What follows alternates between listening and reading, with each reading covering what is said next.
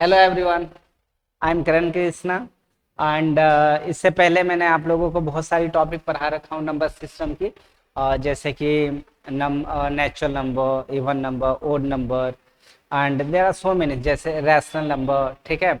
हालांकि इन सब की प्रॉपर्टीज के बारे में भी मैंने डिस्कस करा था, like sum of n consecutive, natural numbers, even numbers, odd numbers. ये सारे पैटर्न्स के बारे में मैंने डिस्कशन करा था और इनसे रिलेटेड कुछ कुछ आपको क्वेश्चन भी सॉल्व कराया था।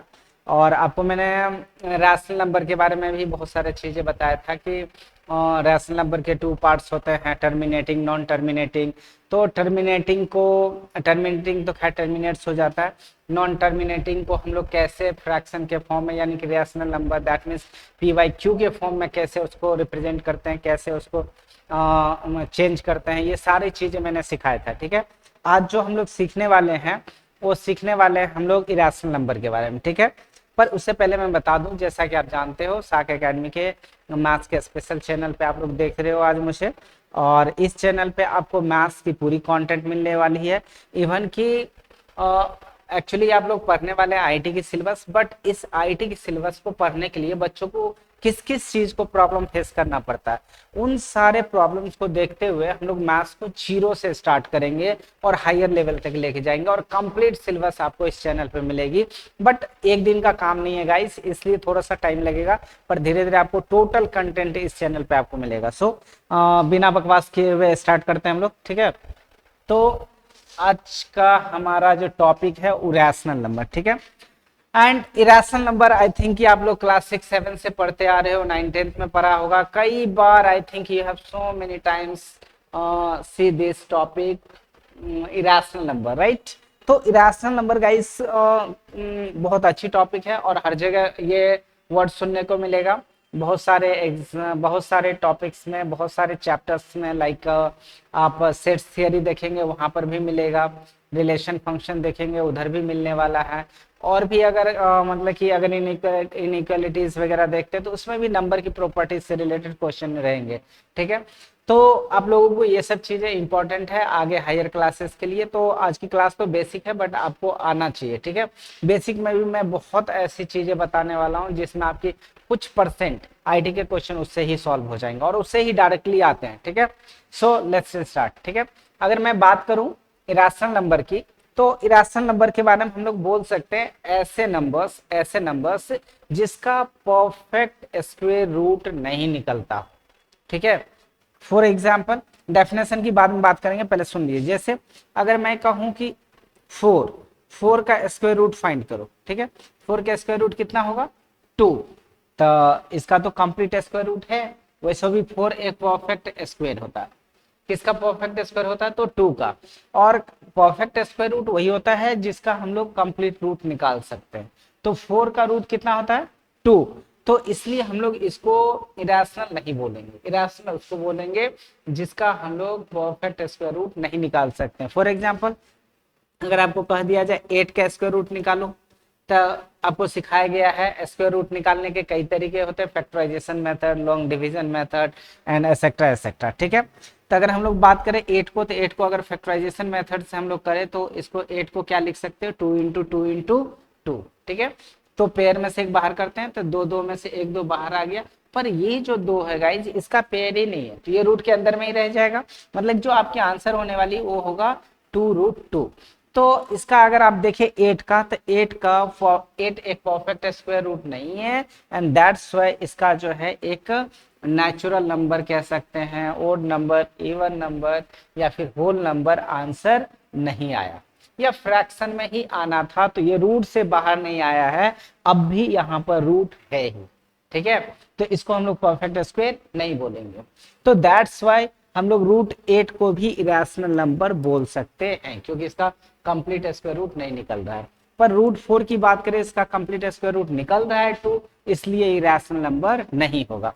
तो एक लाइन में तो आप सीख गए कि जिसका कंप्लीट स्क्वायर रूट नहीं निकलेगा उसे हम लोग क्या कहेंगे? Irrational number. कोई जरूरी नहीं है कि स्क्वायर रूट ही हो, क्यूबिक रूट भी हो सकता है, फोर्थ रूट भी हो सकता है, उन सबको हम लोग इरेशनल बोलेंगे, बस उसका कंप्लीट रूट नहीं निकलना चाहिए। ठीक है।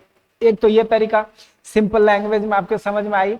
दूसरी बात, अगर आप लोग बुक वगैरह की लैंग्वेज की बात करें तो रैशनल के बारे में हम लोग क्या बोले थे कि those numbers which are in the form of P by Q, right, या those real numbers which are in the form of P by Q where P and Q belongs to integer and Q does not equal to 0।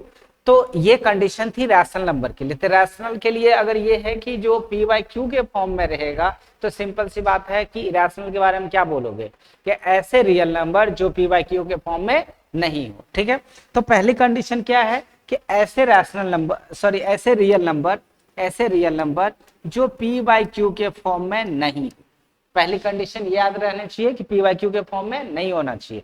दूसरी condition ये है कि P and Q both belongs to Z, that means integer. P and Q both belongs to integer. And third condition that is Q does not equal to 0। मैंने पहले भी बता रखा है जीरो से डिविजिबिलिटी के बारे में कि अगर किसी नंबर को जीरो से डिवाइड किया जाए तो वो अनडिफाइंड हो जाता है। तो Q तो डिनोमिनेटर में होता है और डिनोमिनेटर को अगर जीरो कर दिया जाए, अगर डिनोमिनेटर को अगर जीरो कर देंगे हम लोग तो आप अच्छे से जानते हो कि वो नंबर ही अनडिफाइंड हो जाएगा। So guys Q can not be zero always. Is that clear?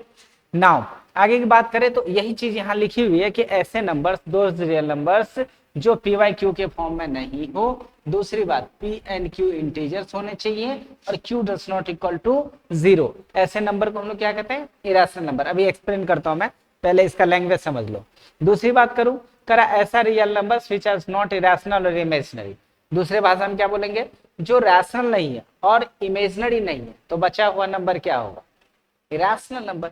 जो पहली बात जो रैशनल नहीं होगा और इमेजिनरी नहीं होगा वो बचा। अब बाकी जो बचेगा रियल नंबर के सेट में अगर आप इमेजिनरी को हटा दो तो पर भी चलेगा, क्योंकि अगर आप रियल नंबर वर्ड यूज कर रहे हो, जैसे देखो यहां पर मैंने एक्चुअली दो नंबर्स लिखा इसलिए मैंने दोनों को एक्सक्लूड किया है, रैशनल को भी और इमेजिनरी को भी। अगर मैं यहां पर दोस नंबर के जगह अगर रियल नंबर वर्ड यूज करते, दोस रियल नंबर, ठीक है, विच आर नॉट रैशनल, तो रियल नंबर के सेट में अगर रैशनल को हटा दिया जाए, मतलब रैशनल नहीं है, तो बचा हुआ नंबर जो है वो क्या होगा? इरेशनल होगा। तो आपको इमेजिनरी बोलने की जरूरत नहीं है। पर मैंने यहाँ क्या लिखा है? यहाँ लिखा है दोज नंबर्स। ठीक है, तो नंबर में तो रैशनल, इरेशनल, इमेजिनरी सारे आएंगे एंड दैट्स व्हाई मैंने यहाँ पर लिखा कि those numbers which are not rational और इमेजिनरी, बचे हुए नंबर को क्या बोलेंगे? Those numbers which are not rational और imaginary are called irrational number. मतलब अगर रियल नंबर में से रैशनल को हटा दो तो बचा हुआ नंबर को क्या बोलेंगे हम लोग? इरेशनल। या फिर पूरे संसार में जितने भी नंबर्स है उस नंबर में से रैशनल को और इमेजिनरी को हटा दो तो फिर बचे हुए नंबर को क्या बोलेंगे हम लोग? Irrational number. ठीक है, तो टोटल नंबर के सेट में से रैशनल और इमेजिनरी को हटा दो तो बचे हुए नंबर को क्या बोलेंगे? Irrational numbers. तो इरेशनल नंबर को आप ऐसे भी डिफाइन कर सकते हैं, those numbers which are not imaginary और रैशनल इज कॉल्ड या are called irrational number, right. और अगर रियल नंबर वर्ड यूज करते हैं, those real numbers which are not rational are called irrational numbers, ऐसे भी बोल सकते हैं। या फिर ऊपर वाला लैंग्वेज कि दोज नंबर्स या those real numbers which are not in the form of p by q where p and q belongs to integer and q does not equal to 0 are called irrational number। तो इससे भी बोल सकते हो, इससे भी बोल सकते हो, आपको जैसे इजी लगे आप वैसे बोल सकते हो। एक और भी बोला था मैंने कि ऐसे नंबर जिसका कंप्लीट स्क्वायर रूट नहीं निकलता है या फिर रूट नहीं फाइंड कर सकते, ऐसे नंबर को क्या बोलेंगे हम लोग? Irrational number. ठीक है, तो अब तीनों कंडीशन को अगर फॉलो करने की बात करें तो तीनों कंडीशन के लिए मैं बात करता हूँ। थोड़ा सा मैं आपको कंफ्यूज करूंगा, ठीक है, ताकि आपकी पूरी तरह से कॉन्सेप्ट क्लियर हो जाए। मैं उसके बारे में बात करूंगा, थोड़ा सा ध्यान देंगे, ठीक है। तो इसके मैं एक्सप्लेनेशन की बात करूं इसका, तो देखो कैसे करते हैं एक्सप्लेनेशन। पहली अगर बात करें तो एक नंबर लेता हूं मैं कि √3/2, ठीक है। आपसे क्वेश्चन है कि ये इरेशनल है या नहीं, तो आप बोलोगे सर बिल्कुल है। अब पूछेंगे कैसे, तो इसका एक्सप्लेनेशन ये है, इस पूरे नंबर को गाइस, इस पूरे नंबर को अगर मैं p बोलूं, इस पूरे नंबर को p बोलूं और इसको अगर मैं q बोलूं, ठीक है, इस √3, इस पूरे √3 को मैं क्या कंसीडर कर रहा हूं, p, और 2 को कंसीडर कर रहा हूं क्या चीज, q। तो ऐसे केस में ये नंबर हो जाएगा p/q, p/q, p/q। फिर तो आप बोलोगे कि सर आप बोले थे कि नंबर जो p/q के फॉर्म में नहीं हो, पर ये तो p/q के फॉर्म में हो गया, p/q के फॉर्म में हो गया।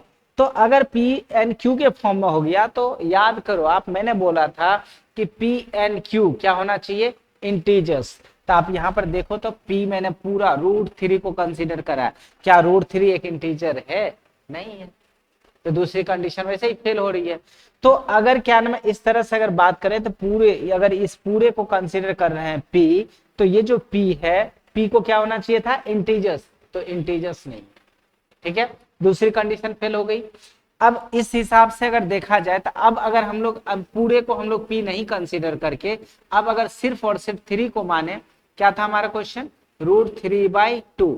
अब मैं कह रहा हूं कि ये जो आपका अंदर वाला ये जो 3 है, सिर्फ इसको p कंसीडर करो, इसको क्या कंसीडर करते हैं, p, और इसको कंसीडर कर लो q, इसको कर लो q। तो अब देखो तो क्या ये p/q के फॉर्म में है, तो आप क्या बोलोगे, यस सर, अब भी p/q के ऊपर में 3 नीचे में 2, तब भी p/q के फॉर्म में है। पर अगर आप ऐसा बोलते हो कि ये बिल्कुल ही गलत होगा, पूछो क्यों, क्योंकि ये p/q के फॉर्म में नहीं होगा, क्योंकि p तो आप 3 को कंसीडर किए हो ना, p किसको कंसीडर कर रहे हो, 3 को, और 3 तो रूट के अंदर में, दैट मीन्स p को भी रूट के अंदर में होना चाहिए। और इस बार अगर हम बात करें इस नंबर की, तो this number is not in the form of p/q, क्योंकि ये नंबर रूट अंडर p/q के फॉर्म में होगा, ना कि p/q के फॉर्म में। एंड दैट्स व्हाई, पहली बात, अगर हम लोगों ने इस बार p किसको कंसीडर करा, 3 को, किसको कंसीडर करा, 3 को, तो 3 देखो रूट के अंदर में है, तो इसलिए अगर p 3 को बोल रहे हैं, इसको p/q नहीं बोल सकते, क्योंकि 3 जो है रूट के अंदर में, दैट मीन्स p भी रूट के अंदर में होगा, तो ये p/q नहीं बोलेंगे, इसको बोलेंगे रूट p/q।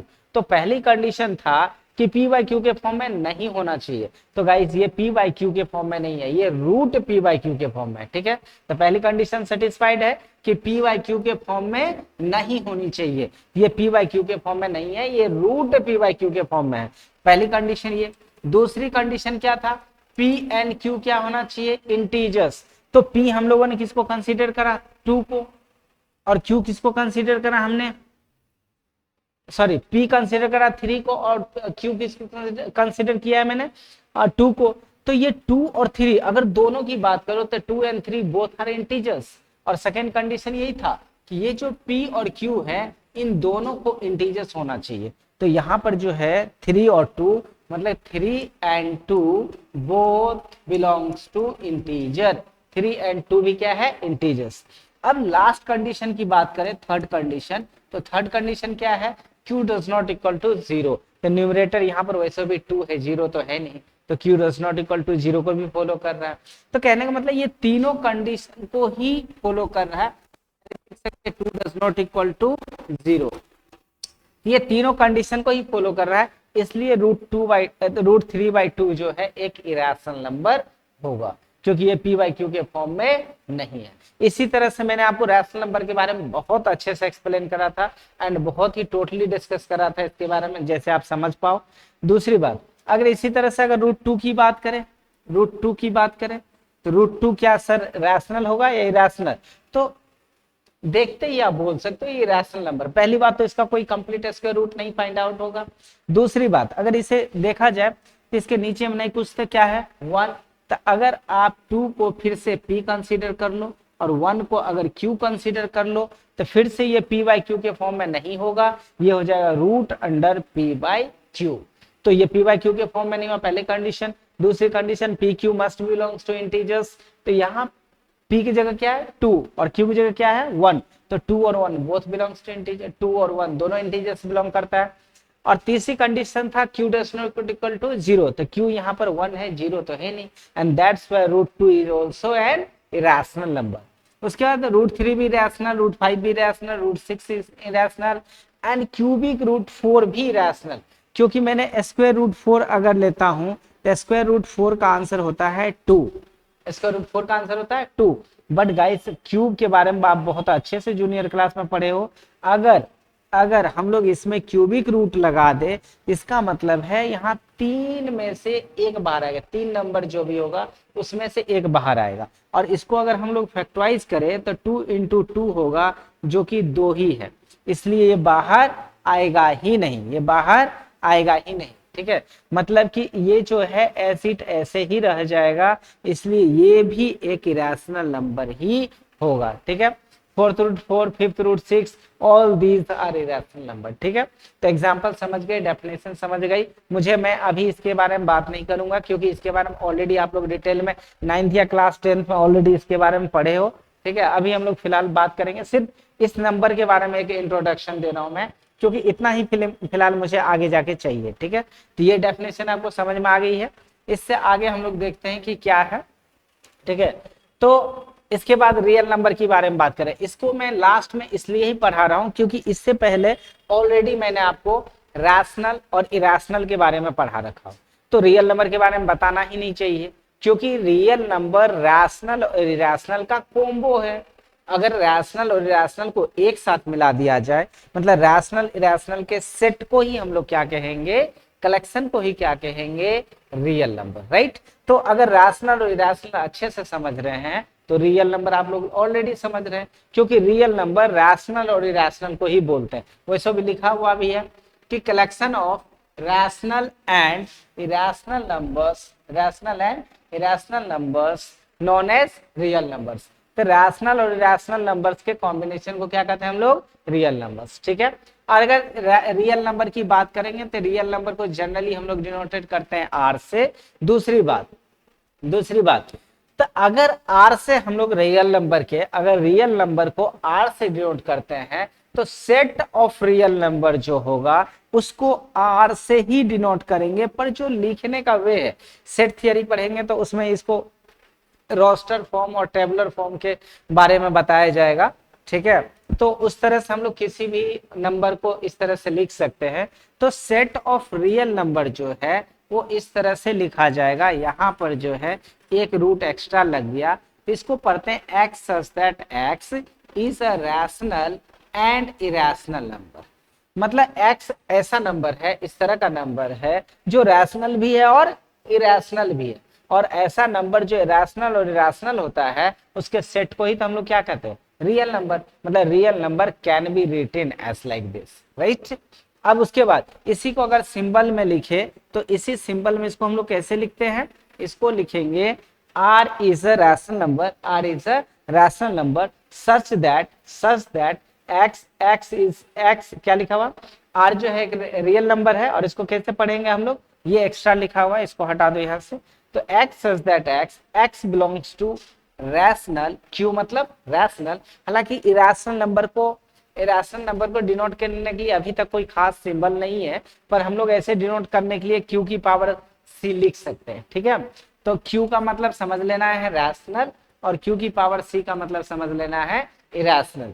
मतलब रैशनल और इरेशनल का जो यूनियन होगा, यूनियन मतलब कॉम्बिनेशन, रैशनल और इरेशनल को अगर एक साथ कंबाइन कर देंगे, दोनों को मिला दिया जाए, तो जो भी उन दोनों के ग्रुप बनेंगे, जो भी सेट बनेंगे, जो भी कलेक्शन बनेगा रैशनल और इरेशनल का, उस कलेक्शन को हम लोग बोलते हैं रियल। ठीक है, और रैशनल और इरेशनल तो आप लोग अच्छे से पढ़ चुके हो, तो फिर मुझे उसके बारे में ज्यादा डिस्कस करने की कोई जरूरत नहीं है। ठीक है, तो आगे की बात करें। ठीक है, नेक्स्ट अगर चले तो इमेजिनरी नंबर की बात करें, तो इमेजिनरी नंबर गाइस बहुत इंपॉर्टेंट है और 11th में इसके बारे में आप डिटेल में पढ़ोगे। और 11th में जो चैप्टर्स होगी वो चैप्टर है 11th की कॉम्प्लेक्स नंबर। ठीक है, तो हम लोग इसके बारे में बहुत ज्यादा डिटेल में हम लोग जाएंगे, पर वो कॉम्प्लेक्स नंबर जब स्टडी करेंगे उसमें हम लोग डिटेल में पढ़ेंगे। पर राइट नाउ हम लोग जो बात करने वाले हैं इसके बारे में डिटेल में बात नहीं करेंगे, बहुत एक शॉर्ट बताऊंगा मैं इसके बारे में, बहुत थोड़ा सा बताऊंगा। बस एक कहिए कि इंट्रोडक्शन दूंगा मैं इमेजिनरी के बारे में, इसकी डिटेल जो हम लोग चैप्टर में पढ़ेंगे। ठीक है, तो अगर इमेजिनरी नंबर की बात करें तो ऐसे इमेजिनरी नंबर की बात कर रहे हैं। इमेजिनरी नंबर का मतलब समझो कि square root of negative number. Right, जैसे नेगेटिव नंबर है 4, -4, -9, -16, -5, -2, कुछ भी नेगेटिव नंबर्स है, या -3/4, -3/4, -9/16, ये सारे नेगेटिव नंबर है। अगर इस नेगेटिव नंबर का अगर हम लोग स्क्वायर रूट निकाल दिया जाए, इस नेगेटिव नंबर का स्क्वायर रूट निकाल दिया जाए, तो ये जितने भी नंबर्स हैं, ये जितने भी नंबर्स बनेंगे, इस नंबर्स को ही हम लोग कहते हैं इमेजिनरी नंबर्स। अब सवाल है कैसे, ये कहां से आ गया सर, कैसे आ गया, तो मैं इसके बारे में थोड़ा सा बता दूं, ठीक है। इसके बारे में आपको थोड़ा सा डिस्कस करूं, पहले तो ये समझ लो कि नेगेटिव नंबर के रूट को क्या कहते हैं, इमेजिनरी। क्यों कहते हैं, कैसे कहते हैं, ये सारी बातें आज हम लोग डिस्कस करेंगे। सबसे पहले मैं बता दूं, अगर मैं आपसे पूछूं कि गाइस मुझे बताओ कि √4 की वैल्यू कितनी होगी, तो आप क्या बताओगे, बोलोगे सर इट्स वेरी सिंपल, इसका तो आंसर 2 होगा, राइट। अगर मैं आपसे कहूं कि बताओ √9 मतलब स्क्वायर रूट 9 की वैल्यू कितनी होगी, तो आप बोलोगे 3। अगर मैं कहूं कि बताओ 9/16 की वैल्यू कितनी होगी, तो आप कहोगे कि sir 3/4, 3/4। It's a very easy answer, it's a very easy question. But अगर मैं आपसे पूछूं कि माइनस √4 का स्क्वायर रूट बताओ, कि -4 का स्क्वायर रूट बताओ कि कितना होगा, -4 का स्क्वायर रूट बताओ कितना होगा, तो आप क्या जवाब दोगे, -2। ठीक है सर, ये तो बहुत आसान है, इसका तो आंसर -2 होगा। अब एक बच्चे बोलेंगे नहीं सर -2 क्यों होगा, इसका तो -2 नहीं +2 होगा। कोई और बोलेगा नहीं सर इसका तो प्लस माइनस दोनों ही होगा, +-2 हो जाएगा, क्योंकि रूट से निकलता प्लस माइनस हो जाता है। पर गाइस मैं आपको बता दूं कि ये तीनों के तीनों ही आंसर गलत है, ठीक है। ना ही -2 होगा, ना ही +2 होगा, ना ही +-2 होगा, ठीक है। Ask me how. अगर मैं बात करूं इसकी, अगर -4 की बात करूं, तो जरा सोचो आप, -2 तो तब होगा ना, -2 तब होगा जब -2 इंटू -2 और स्क्वायर रूट में हम लोग क्या करते हैं, एक पेयर में से बाहर कर देते हैं। जब दो माइनस वाले मल्टीप्लाई हो तो एक माइनस वाले बाहर आ जाएंगे, एक माइनस वाले बाहर आ जाएंगे, ठीक है। बट अगर मान लेते हैं ऐसा होता, तो ऐसा ऐसा एक्चुअली में ऐसा होता नहीं है, ऐसा होता नहीं है। फिर भी अगर हम लोग बात करें, क्योंकि अब जाकर आगे जाकर के जब मैं सर्ट्स पढ़ाऊंगा, तो सर्ट्स में आपको स्क्वायर रूट की बहुत डिटेल में कॉन्सेप्ट बताऊंगा।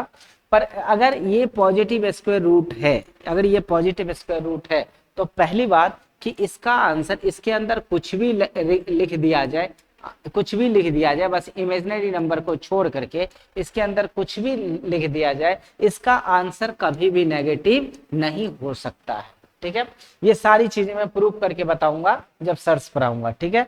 पर अभी जो है फिलहाल मैं आपको बताना चाहता हूं कि वो एक तो तरीका कि ये आगे में नहीं कुछ है तो प्लस है, मतलब पॉजिटिव स्क्वायर रूट है, और पॉजिटिव स्क्वायर रूट का आंसर कभी नेगेटिव नहीं हो सकता है, ये आंसर तो वैसे ही गलत है, फिर ठीक है।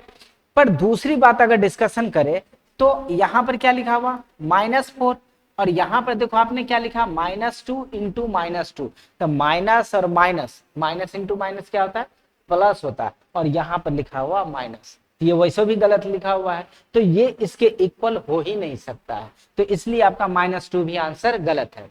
दूसरी बात, अगर +2 की बात करें, अगर आप कह रहे हो कि सर +2 आंसर होगा, तो +2 तो आंसर तब होगा जब 2 इंटू 2 हो और एक 2 बाहर हो जाए।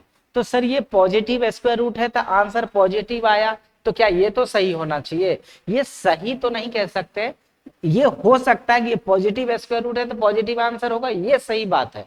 पर इस पॉजिटिव स्क्वायर रूट का आंसर ये 2 जो है ये भी सही है इतना का, बट आप इसके इक्वल लिख रहे हो ना, इसको इसके इक्वल लिख रहे हो इसको, तो बताओ गाइस ये प्लस, ये प्लस प्लस प्लस प्लस होता है, मतलब +4 आएगा, जबकि यहाँ पर -4 लिखा हुआ है, तो ना ही ये आंसर होगा, ना ही ये होगा, ना ही ये होगा, ठीक है।